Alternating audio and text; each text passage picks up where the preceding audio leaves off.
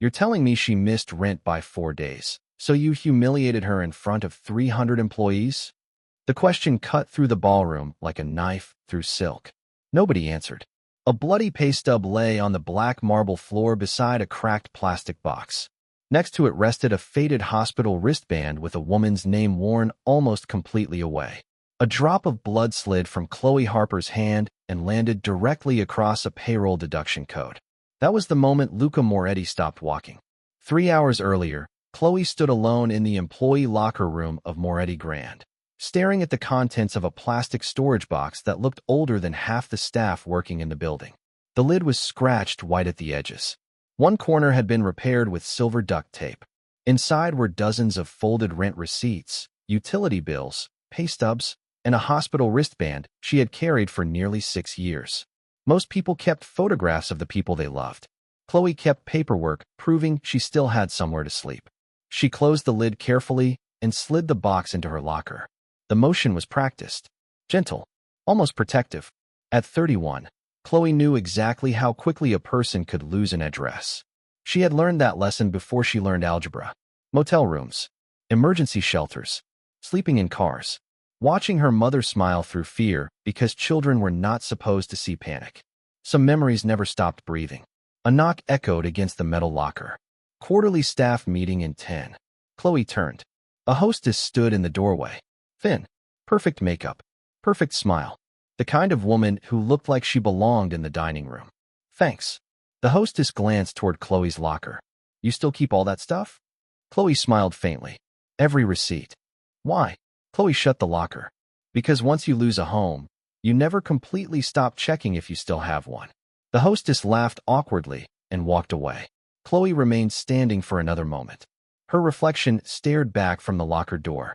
Size 18 uniform. Dark curls pinned back. Tired eyes. The kind of woman guests forgot 5 seconds after. Ordering wine. She was used to that. What she wasn't used to was the feeling growing in her stomach every time she looked at her latest pay stub. Her phone vibrated. The screen revealed a notification from her landlord. Final notice. For days overdue. Chloe swallowed hard. For days. Not for months. Not for weeks. For days. She had never missed rent before. Never. Because the money had disappeared somewhere between payroll deductions and her bank account. Again, she pulled out the folded pay stub from her apron pocket and looked at the same deduction code she had circled 3 nights earlier. It was there again. Same amount. Same unexplained withdrawal. Same mystery. A deduction nobody could explain. A deduction nobody seemed interested in explaining. The ballroom filled quickly. Hundreds of employees lined up beneath crystal chandeliers that cost more than most houses. Managers clustered near the stage. Executives smiled for photographs. Chloe took her place in the back. Invisible. Safe. Or so she thought. Then Victor Hale stepped onto the stage. Regional director. Perfect suit. Perfect posture. Perfect smile. The kind that never reached his eyes. Good morning, everyone. Applause followed. Victor waited. Then his gaze settled directly on Chloe. Before we begin celebrating excellence, he said pleasantly, there is one matter of accountability we need to address. Silence arrived instantly. Heavy. Intentional. Dangerous. Chloe felt every head turning toward her before Victor even said her name. And when he finally did, she noticed something she had never seen before. Standing near the ballroom entrance, half hidden by shadows and security personnel, Luca Moretti wasn't watching her. He was watching the folded pay stub sticking halfway out of her apron pocket. Because from where he stood, he could clearly see something impossible. The payroll deduction code printed on that bloody piece of paper matched a code that had appeared in a confidential financial report on his desk just 48 hours earlier. The applause died so quickly it felt rehearsed. Chloe could hear the hum of the ballroom air conditioning above the chandeliers.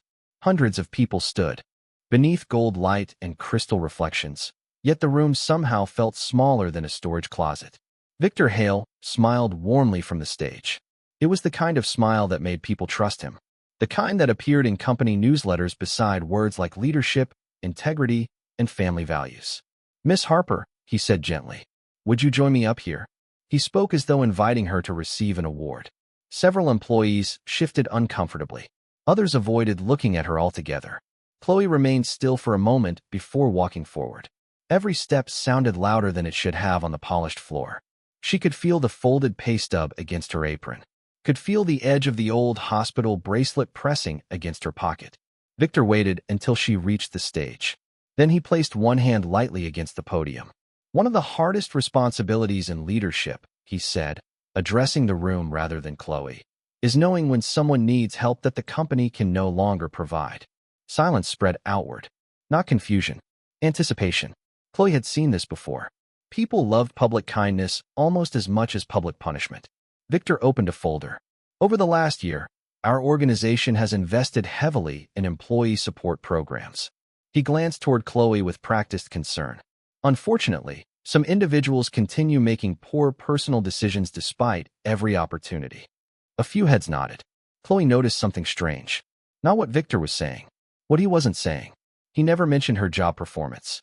Never mentioned attendance. Never mentioned guest complaints because there weren't any. Instead, he talked about stability, character, personal responsibility. The words floated through the room like perfume, hiding something rotten underneath. Near the ballroom entrance, Luca Moretti remained motionless. Most people didn't even realize he was there. But Chloe noticed his eyes shift once toward Victor's folder, then toward her apron pocket, then back again. Nothing else. No expression. No reaction. That somehow felt worse. "Miss Harper has unfortunately failed to meet certain standards expected of our staff." Victor's voice remained calm, including ongoing financial instability. There it was. The phrase landed exactly where he wanted it to. Financial instability. Not 4 days late on rent. Not a payroll discrepancy. Financial instability. A permanent flaw. A character defect. Chloe heard a quiet whisper somewhere behind her. "Told you." Another voice answered. She always looked overwhelmed. She kept her eyes forward. Victor extended a paper toward her. "We wish you the very best moving forward." The termination form. Chloe took it. Her hand did not shake. That seemed to disappoint him slightly. Then her phone vibrated. Once. Sharp against her apron pocket. Victor's eyes flickered downward. Chloe glanced at the screen. Bank alert. Deposit reversal. She froze. Not because of the money. Because of the timestamp. The deposit reversal had supposedly happened at 8:14 that morning. Yet she had checked her account at 8:47 while buying coffee before work. The money had still been there. Her pulse slowed. Something was wrong. Very wrong. She slid the phone away before anyone could see. Victor continued speaking. "Security will help collect your belongings." Security. As though she were dangerous. As though she might steal silverware on her way out. Chloe looked toward the audience. Most faces blurred together. Then one detail caught her attention. A payroll coordinator near the back row suddenly lowered her eyes. Too quickly. Too nervously. And on the chair beside her sat a cardboard coffee carrier holding 2 cups. One cup was untouched. The second had Victor Hale's favorite order written across the side in black marker. Chloe had seen him drink that exact caramel roast every morning for 3 years. The payroll coordinator wasn't supposed to be anywhere near Victor's office. Yet somehow she had bought coffee for 2. Luca's gaze followed hers. Neither of them spoke. Across the ballroom, the young woman saw them looking and immediately reached for her phone. A second later, the screen went dark. Then she stood up and quietly left through the staff exit. 5 minutes before Chloe was officially fired. And somehow that felt far more important than the termination letter in her hand. The staff exit closed behind the payroll coordinator with a soft metallic click. Such a small sound. Easy to miss. Yet Chloe found herself staring at the door long after the woman disappeared. Around her, the ballroom returned to motion. People shifted, whispered, checked their phones. Victor Hale continued speaking about accountability and standards and difficult decisions. The words blurred together. Chloe had spent years serving tables for executives. She knew when someone was talking to inform people, and she knew when someone was talking to control what they remembered later. This was the second kind. "Miss Harper has received every opportunity for success," Victor said warmly. Unfortunately, opportunity only works when paired with responsibility. A few people nodded again. The same people always nodded. Chloe looked down at the termination form in her hand, then at her phone. The bank alert remained on the screen. Deposit reversal. 8:14 a.m. She opened her banking app beneath the podium while Victor continued speaking. Her thumb moved quickly. Transaction history. Deposit posted. Deposit removed. Same amount. Same morning. Her stomach tightened, because she suddenly remembered something very specific. At 8:32 that morning, she had bought a medium coffee and a blueberry muffin from the cafe across the street. She remembered because she almost put the muffin back. Money was tight. She still had the receipt folded inside her apron pocket. Chloe pulled it out. The timestamp sat printed in black ink. 8:32 a.m. She had paid with her debit card, which meant the deposit had still been available after the bank claimed it was reversed. Her pulse slowed instead of quickening. That always happened when something stopped making sense. Fear made her emotional. Numbers made her calm. She slipped the receipt beside the pay stub. 2 pieces of paper. 2 timestamps. Neither agreeing with the story she was being told. Across the ballroom, Luca Moretti's eyes narrowed slightly. Not at her. At the receipt. He noticed everything. That was what people said. Not because he was loud. Because he was quiet long enough to hear what everyone else talked over. Victor finally stepped away from the podium. Polite applause followed. Security approached Chloe. A tall man with gray hair and apologetic eyes. "Miss Harper." "I know." She handed over her employee badge. The man hesitated. "I'm sorry. You don't make these decisions." His expression shifted. Relief mixed with guilt. Then he glanced toward Victor's office balcony above the ballroom. Only for a second. Chloe followed the look instinctively. Victor stood up there now, speaking to someone. The payroll coordinator. The same woman who had slipped out minutes earlier. They stopped talking the moment they realized she was looking. The woman immediately turned away. Victor smiled and raised one hand in a small wave. Too smooth. Too rehearsed. Too late. 20 minutes later, Chloe sat alone in the employee parking garage. The concrete smelled faintly of motor oil and rainwater. Neon security lights reflected off damp pavement. Her plastic box rested beside her. The old phone sat in her lap. She opened the photo gallery again. Hundreds of images. Pay stubs. Payroll screens. Shift schedules. Most were ordinary. Then she found the picture she had taken 3 weeks earlier. A payroll correction notice left accidentally beside the manager's printer. Chloe froze. Not because of the document itself. Because of the signature at the bottom. Victor Hale. Except it wasn't Victor's signature. She had seen him sign charity checks at employee events. Seen him autograph plaques and award certificates. The real Victor drew a sharp upward line through the H. This signature curved downward. Small difference. Easy to miss. Unless you spent years carrying plates past conference tables and quietly noticing things nobody thought a waitress would notice. A shadow crossed the windshield. Chloe looked up. A black sedan sat at the far end of the garage. Engine running. Headlights off. The driver's window lowered halfway. Luca Moretti remained inside. He didn't wave. Didn't approach. Didn't speak. His gaze dropped briefly toward the photograph in her hand before returning to her face. Then he asked a single question.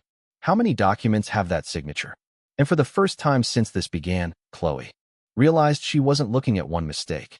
She was looking at a pattern. The parking garage seemed colder after that question. Not physically. Something else. Something that settled into the concrete and steel and made every sound feel farther away. Chloe looked down at the photograph in her hand. 32, she said quietly. Luca did not react. 32 what? Documents. She swallowed. 32 that I saved. 27 with the same signature. 5 with corrections afterward. The engine of the sedan continued idling softly. For several seconds, neither of them spoke. Then Luca opened the rear door. Get in. It wasn't an invitation. It wasn't a command either. Just a statement. Chloe hesitated before sliding into the leather seat. The interior smelled faintly of cedar and expensive cologne. Across from her sat a silver-haired man in a navy suit. Legal counsel, judging by the stack of folders on his lap. The man glanced at Chloe, then at the plastic box she carried. His expression changed almost imperceptibly. Not disgust. Not sympathy. Assessment. This is the employee, he asked. Employee. Not Chloe. Not Miss Harper. Luca's gaze remained on the garage ahead. Former employee. The lawyer nodded once. Then perhaps we should be careful how much time we devote to conspiracy theories. Chloe felt the words land exactly where they were intended. Polite. Reasonable. Sharp enough to draw blood. I didn't say conspiracy. The lawyer smiled faintly. Of course not. He adjusted his cufflink. But payroll systems generate thousands of transactions every week. Mistakes happen, especially when people are under stress. His eyes flickered toward her box. toward the wrinkled receipts and folded papers. Financial stress can make patterns appear where none exist. Chloe understood the message immediately. The problem wasn't the documents. The problem was her. A woman fired for missing rent. A waitress. A person already labeled unstable. The accusation hid beneath concern. Cleaner that way. She looked out the window before answering. The signatures are still different. Silence followed. The lawyer's smile thinned. Lucas said nothing.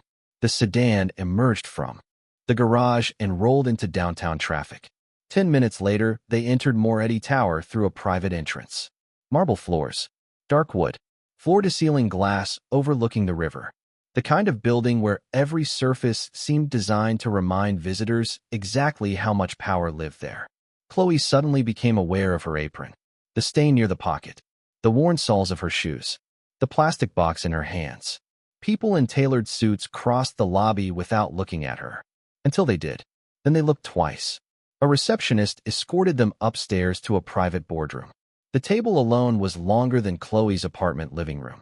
Bottled water sat beside leather portfolios. A city skyline stretched across the windows. 3 executives were already waiting. One woman wore a pearl necklace that probably cost more than Chloe earned in a year. Another man studied financial reports without bothering to hide his impatience. Victor Hale stood near the window. Calm. Relaxed. Almost cheerful. Miss Harper. His voice carried warmth. I'm relieved to see you're doing better. Chloe felt something cold move beneath her ribs. Doing better. As though she had suffered some emotional episode. As though none of this involved documents.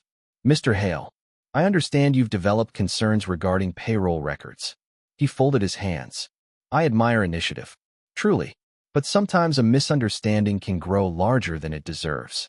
Several executives nodded. The pearl necklace woman offered Chloe a sympathetic smile. The kind people reserve for someone they have already decided is wrong. Perhaps, she said gently, this isn't the healthiest thing for you right now. Not the healthiest. Not the most accurate. Not the most truthful. The healthiest. Chloe looked down at the photograph, then reached into her box. Slowly, carefully, she placed 3 documents on the table. 1 pay stub, 1 payroll correction form, 1 approval notice. Nothing dramatic. No speech. No tears. Would someone explain why all 3 used different signatures from the same person? The room became very quiet. Victor answered first. Too quickly. Because 1 is a digital copy. Chloe nodded once. Then why is the digital copy signed 6 days before the original document was created? For the first time, Victor stopped smiling. Only for a second. Barely noticeable. But Lucas saw it. And so did Chloe. Then Victor recovered. I'd have to review the file. Calm again. Controlled again. Except as he reached for the papers, his sleeve shifted slightly. Just enough to expose a company key card clipped inside his jacket pocket. Chloe recognized the number printed beneath the barcode immediately, because it matched the access number she had photographed 3 weeks earlier on a payroll room entry log. And according to that log, Victor Hale had never entered the payroll office at all. No one spoke for several seconds after Chloe pointed out the key card number. The silence felt different now. Before, it had belonged to Victor. To executives. To people with titles and corner offices and polished shoes. Now it belonged to the documents sitting on the table. Victor reached for them first. That's quite an assumption. His voice remained smooth. Controlled. Access numbers are reused all the time. The explanation sounded reasonable. That was the problem. Everything he said sounded reasonable. The pearl necklace woman nodded immediately. One of the board members leaned back in his chair as if the issue had already been settled. Chloe watched Victor carefully. Not because of what he said. Because of what he touched. His hand rested briefly on the payroll correction form before moving away. Too quickly. Like a man checking whether something dangerous was still where he left it. Luca noticed it too. She could tell. His eyes flicked toward the document for half a second. Then away. Chloe tightened her grip on the plastic box. There's something else. Several people looked irritated before she even opened it. The look said enough. Another thing from the waitress. Another misunderstanding. Another emotional theory. Chloe ignored all of them. She reached beneath stacks of rent receipts and old pay stubs. Past utility bills folded soft from being handled too often. Then she carefully removed an old phone. The screen was cracked through one corner. The case had faded from black to gray. It looked worthless. but Chloe held it with the same care someone else might reserve for jewelry. Victor's posture changed almost imperceptibly. Not fear. Attention. I know, Chloe said quietly. Nobody cares about old phones. She placed it on the table. That's why I kept it. One of the executives sighed. Miss Harper, please. Her voice remained calm. Just 30 seconds. Lucas said nothing, but he also didn't stop her. Chloe unlocked the phone. The battery warning flashed red. 3%. She opened a voicemail folder. Empty. Then another hidden archive folder. Also empty. There were messages here, she said. A lot of them. Victor folded his arms. You understand deleted files aren't evidence. No, Chloe looked directly at him. But incomplete deletions are. The room became still. She opened an audio recovery app. A damaged file appeared. Only 22 seconds remained. Most of the recording had been erased. Static filled the speakers. Then a voice emerged. Faint. Distorted. A woman speaking quickly. Before she reaches Moretti, more static. Take care of the payroll room. The recording ended. Nothing explosive. Nothing definitive. A lawyer could destroy it in 5 minutes. A board member could dismiss it in 2. Yet nobody spoke. Because everyone in the room had heard the same thing. Victor smiled again. Interesting. His tone carried gentle disappointment. Unfortunately, anonymous audio fragments aren't proof of wrongdoing. Reasonable. Again. Always reasonable. Could be anyone. Another executive agreed. It could. Chloe nodded. That's what I thought too. She reached into the box one more time. This time she removed a folded receipt. Creased. Stained. Old. Until I found this. She laid it beside the phone. A parking garage receipt from 3 weeks earlier. Midnight. Moretti Tower. 1 vehicle exit. 1 key card scan. The receipt meant almost nothing by itself. Until Chloe turned it over. A note was written across the back in blue ink. 3 words. Payroll room access. Victor immediately looked away from it. Tiny movement. Barely visible. But Lucas saw it. And so did Chloe. Someone could have written that afterward, Victor replied. Maybe. Chloe agreed. Except this receipt was in the same envelope as the deleted voicemail. Luca finally leaned forward. The movement alone made the room tense. He picked up the receipt. Turned it over once. Then again. His thumb paused on the faded ink. Not on the note. On the timestamp. Midnight. Exactly midnight. Something in his expression darkened. Not anger. Recognition. Slowly, he set the receipt beside the payroll correction form. Then he looked toward the far end of the table where the company's chief financial officer had remained silent the entire meeting. The CFO's face had gone completely white. The chief financial officer opened his mouth, closed it, then reached for the water glass in front of him with a hand that wasn't steady anymore. Nobody commented on it. Nobody had to. The room had changed. Not dramatically, not loudly, but the balance had shifted by a fraction of an inch, and everyone felt it. Luca Moretti leaned back in his chair. Stay seated. The CFO froze halfway up. 3 simple words. No raised voice. No threat. Somehow worse. Rain had begun tapping softly against the floor-to-ceiling windows behind the boardroom. The city beyond looked washed in gray steel and cold light. For a moment, the only sound was water striking glass. Then Luca looked toward the company's general counsel. I want payroll records for the last 5 years. 5 years, one executive asked. Luca didn't look at him. 5. Silence. The attorney nodded. I'll have them transferred. Tonight. Another nod. The CFO finally found his voice. Luca, with respect, we're talking about an incomplete voicemail and an undocumented receipt. Reasonable. Again, everything sounded reasonable. We're talking about coincidences. Luca turned his gaze toward him. Then 5 years of records should clear it up. The CFO looked away first. Chloe noticed. She noticed because people only looked away from Luca Moretti when they were afraid or guilty. Sometimes both. An hour later, she sat alone in a small conference room down the hall. Her plastic box rested beside her chair. A paper cup of coffee had gone cold untouched. Through the wall, she could hear distant printers running and phones ringing. The ordinary sounds of people working. Strange how normal life could sound while something rotten was being uncovered a few rooms away. The door opened quietly. Luca entered alone. No lawyers. No assistants. No security. He sat across from her without speaking. Chloe waited. The silence stretched. Not uncomfortable. Deliberate. Like he was arranging pieces in his head. Finally, he slid a document across the table. Do you know what this is? Chloe looked down. Hospital Assistance Fund Ledger. Her stomach tightened immediately. She knew the name. Every employee did. The company advertised it constantly. Emergency help for workers with sick spouses, injured children, cancer treatments, surgeries. The kind of program people trusted. The kind of program that made executives look generous in interviews. Luca tapped a line item. Read that. Chloe did. Then again. Then a third time. Her throat closed. Her mother's name sat on the page. Elaine Harper. Emergency Cancer Assistance Request. Approved. Amount dispersed. Chloe stared at the number. No. Her voice came out barely above a whisper. No, that's impossible. Why? She swallowed hard. Because we never got it. The rain against the windows suddenly sounded louder. My mother sold her wedding ring for treatment. Chloe's fingers tightened around the paper. We lost the apartment 6 months later. She shook her head slowly. If this money was approved, the sentence never finished. It didn't need to. Luca watched her carefully. Not like an executive. Like an investigator. You never received anything? Nothing. She laughed once. A small broken sound. I spent 2 years thinking she got denied. The room fell silent again. Luca looked toward the ledger. Then toward the hospital bracelet resting beside her box. The faded plastic band she'd carried for 6 years. He remembered seeing it scatter across the ballroom floor. He remembered her diving for it before the money. Before the pay stubs. Before her own dignity. Something shifted behind his eyes. Not pity. Understanding. The door opened abruptly. One of Luca's security men stepped inside. Sir. Luca stood. What? The records came back. The guard hesitated. Rare for him. It isn't one account. Luca waited.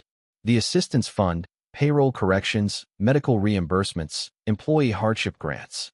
The guard swallowed. They're connected. The room seemed to get colder. How much? Luca asked. Over $8 million. Chloe closed her eyes. Not because of the number. Because suddenly her mother's hospital bracelet wasn't a personal tragedy anymore. It was evidence. Luca took the ledger from the table and turned toward the door. Then he stopped. Just for a second. His gaze settled on Chloe. On the old phone. On the plastic box. On the woman everyone in the ballroom had dismissed as unstable because she missed rent by 4 days. 6 years, he said quietly. More to himself than to her. Then he walked out. And for the first time, Luca Moretti realized he might have spent 6 years trusting the wrong people while completely overlooking the one person who had been trying to tell the truth. The rain had stopped by midnight. The city outside Moretti Tower glowed through sheets of reflected light, every skyscraper window looking like 1,000 silent witnesses. Inside the executive floor, most offices were dark. Most. Chloe sat alone beside a conference table, her plastic box resting near her feet. The old phone lay charging beside a stack of copied records. Across the room, a security monitor displayed dozens of camera feeds. Hallways, elevators, payroll offices, empty spaces filled with fluorescent light and silence. Lucas stood near the window, motionless, one hand in his pocket, the other holding a folder that remained closed. Nobody interrupted him. Nobody asked what he was thinking. Men like Luca Moretti became dangerous when they stopped talking. A soft knock sounded. General Counsel entered. We found the access logs. Luca turned. And the lawyer placed several pages on the table. The payroll office key card entries matched the forged approvals. Chloe looked up immediately. Not exactly. The lawyer frowned. What? She stood and moved toward the documents. Look at the times. Several executives had spent the entire day staring at figures. None of them noticed what she noticed within seconds. These entries happen at 11:58 p.m. She pointed at one, then another, then another. And these approvals are time-stamped midnight. The lawyer nodded slowly. So, Chloe looked at him. So whoever entered already knew the approvals would appear after midnight. Silence. Luca's eyes shifted toward her. Not because the observation was brilliant. Because it was simple. Embarrassingly simple. The kind of thing powerful people overlooked because they assumed intelligence always arrived wearing a suit. 20 minutes later, Luca made 3 phone calls. Short conversations. Fewer than 20 words combined. Then he requested a private meeting. Not with Victor. Not with the board. With the chief financial officer. The man arrived just after 1 in the morning. Expensive coat. Controlled expression. Slightly too controlled. A glass of bourbon waited untouched on the table beside him. Across from him sat Luca. Nothing else. No accusations. No evidence displayed. Just silence. The CFO finally smiled. You wanted to see me? Luca nodded. Walk me through the assistance fund approval process. The question seemed harmless. The CFO relaxed immediately. Of course. He began explaining procedures. Digital authorization. Financial review. Compliance checks. The practiced language of someone who had repeated the story dozens of times. Luca listened. Chloe sat quietly in the corner. Forgotten. Ignored. Which was exactly why she noticed it. Halfway through the explanation, the CFO used the wrong title. Regional Director Hale signs the emergency releases. The sentence slipped out naturally. Then he froze. Very briefly. Because Victor did not sign emergency releases. The process manual sitting on the table clearly stated only the CFO could approve those transactions. Nobody spoke. The bourbon remained untouched. A phone vibrated somewhere on the table. No one reached for it. Lucas simply watched him. The silence stretched longer. The CFO cleared his throat. I misspoke. Did you? Luca asked. The question sounded almost gentle. The CFO forced a laugh. It's been a long day. Another vibration. Same phone. Same table. Still. Nobody touched it. Chloe's eyes drifted toward the screen. A notification flashed briefly before fading. Victor Hale. Incoming call. Then another. And another. The CFO kept talking. Faster now. More words. More explanations. More details nobody had asked for. Luca never interrupted. He only listened. The way a man listens when deciding whether someone is lying. Finally, the CFO stood. If that's all, one more thing. Luca slid a single document across the table. Face down. The CFO stared at it. His hand stopped inches from the paper. What is it? You tell me. Another silence. Heavy enough to bend steel. Slowly the man turned the page over. Chloe watched the color leave his face. It wasn't a contract. It wasn't a bank transfer. It wasn't even a financial report. It was a photograph. A blurry image pulled from security footage. Midnight. Payroll office hallway. A man entering through a secured door. The face couldn't be seen clearly. But one detail stood out perfectly. The watch. Gold. Custom engraved. The same watch the CFO wore every day. For the first time all night, the man looked toward Chloe instead of Luca. And in that moment, he understood something that made him far more afraid than the photograph itself. The waitress he had dismissed as invisible was now sitting inside the room where powerful men started losing everything. By 9 o'clock the next morning, every executive, board member, department head, and senior manager had been called back to the grand ballroom. The same room. The same chandeliers. The same polished black marble floor where Chloe's plastic box had shattered less than 24 hours earlier. Nobody seemed comfortable. Conversations stayed low. Coffee cups remained untouched. Even the servers moved more quietly than usual. At the front of the room stood a massive screen. Dark. Waiting. Chloe remained near the back wall. Not hidden. Not center stage either. She held the old phone in one hand and the hospital bracelet in the other. The faded plastic band felt lighter than it had 6 years ago. Maybe because she finally knew she hadn't imagined what happened. Maybe because someone else knew now too. Victor Hale entered exactly on time. Calm. Composed. Confident enough to smile at people as he crossed the room. The chief financial officer arrived 30 seconds later. He looked older than he had the night before. Neither man noticed Chloe at first. They were too focused on Luca Moretti standing alone near the stage. No speech prepared. No notes. No introduction. Just silence. Hundreds of people waited. Luca finally looked toward the audiovisual technician. One nod. The screen flickered to life. A spreadsheet appeared. Then another. Then another. 5 years of records. Medical assistance transfers. Emergency relief funds. Payroll adjustments. Thousands of entries. The room remained confused. Until red circles began appearing over specific transactions. One account. Then another. Then another. All connected. Money moving through different departments before arriving in the same hidden destination. The ballroom grew quieter with every slide. Victor's smile disappeared first. The CFO's followed seconds later. Still nobody spoke. Then Luca nodded again. The spreadsheets vanished. Security footage appeared. Grainy black and white images from hallways, elevators, payroll offices. Midnight timestamps. Keycard entries. Restricted access doors opening. Different nights. Different months. Same people. Same pattern. Chloe noticed several executives stop breathing normally. The screen changed again. This time it displayed a scanned approval contract. Then the original version appeared beside it. One page different. One signature changed. One authorization rewritten. The alteration was so small most people would never have seen it. But once seen, it became impossible to ignore. No, Victor said suddenly. The word escaped before he could stop it. Every head turned toward him. Luca remained motionless. No, he asked quietly. Victor swallowed. Those records don't prove intent. His voice sounded weaker now. There are explanations. Luca said nothing. He simply extended his hand toward Chloe. The room followed the gesture. Chloe felt every eye land on her. The same eyes that had watched her lose her job. The same room. The same people.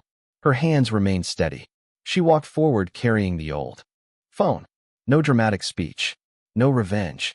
Just truth. She connected the device to the audio system. Static filled the ballroom. Then a recovered voice recording played. Clearer this time. Longer. Someone had reconstructed more of the damaged file overnight. The female voice returned first. Nervous. Rushed. Then a second voice entered. Male. Calm. Familiar. Victor Hale. Get rid of her before she reaches Moretti. The room froze. Nobody moved. Nobody coughed. Nobody touched a glass. She keeps copies. Static. Then take the copies. More static. And the hospital request.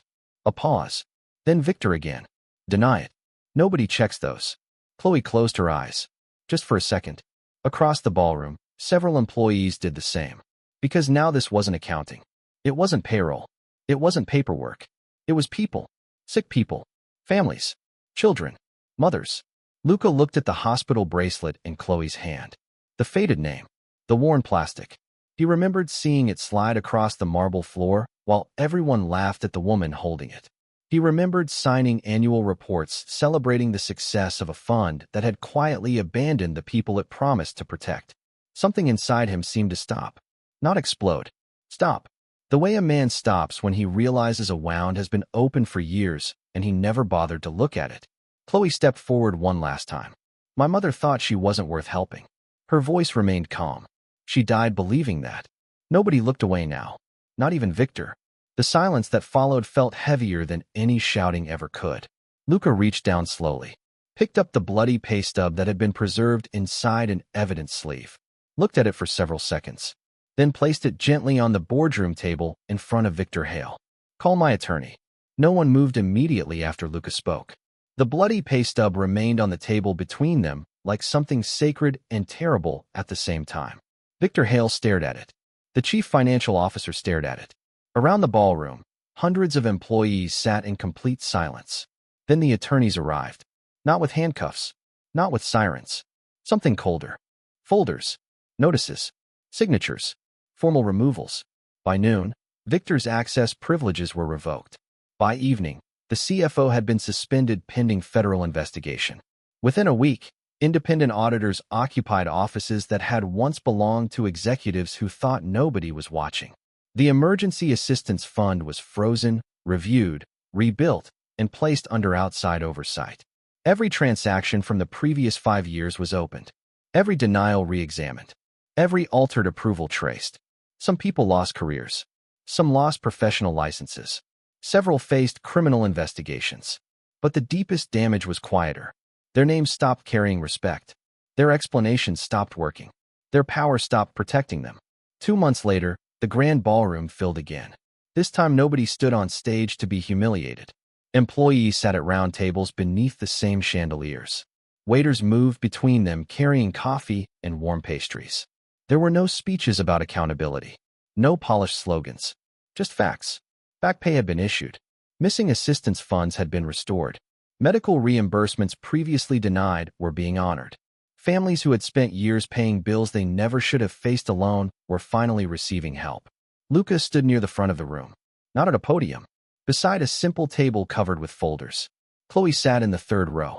She almost hadn't come. Crowds still made her uncomfortable.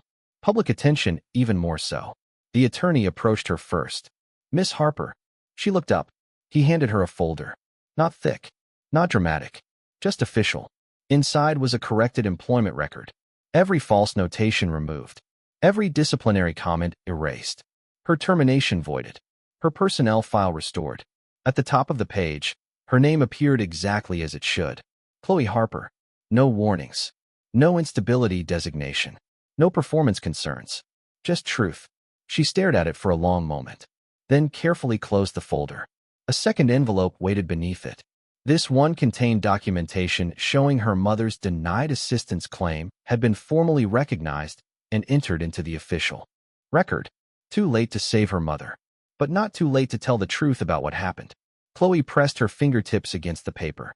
For several seconds, she couldn't speak. Across the room, Luca watched quietly. He understood something now that he hadn't understood before. Money could repair accounts. Lawyers could repair records. But dignity returned much more slowly. When he finally stepped forward, the room grew quiet. There is one more correction. His voice carried through the ballroom without effort. He looked directly at Chloe. Stand, please. She hesitated before rising. Every eye turned toward her again. This time it felt different. Nobody was waiting for her to fail. Nobody was measuring her. Luca held up a copy of the original audit report. This company spent years rewarding people who protected themselves. He folded the document once. The person who protected everyone else was never sitting in the executive offices. Silence settled over the room. Warm this time. Human. Miss Chloe Harper saw what the rest of us ignored. He paused, including me. For a moment, nobody moved. Then the applause started. Not explosive, not theatrical, just honest. The kind that arrives when people stop pretending. Later that evening, Chloe returned home carrying the same plastic box she had carried into the ballroom months earlier. The scratches were still there. The silver tape still covered one corner. She set it on her kitchen table beneath the soft yellow light above the stove. For years that box had held fear. Eviction notices. Rent receipts. Proof she still belonged somewhere. Slowly, she opened it. One by one, she removed the old papers. Then she placed new things inside. Her corrected employee record. The letter restoring her mother's claim. A photograph of her mother smiling before the illness. The hospital bracelet. And finally the bloody pay stub. Not as evidence anymore. As a reminder. The old phone sat charging beside the window. Outside, apartment lights glowed across the street. Inside, the room felt safe. Truly safe. For the first time in years, Chloe closed the lid without checking the rent receipt underneath. Luca had once asked why she kept every piece of paper. She understood the answer differently now.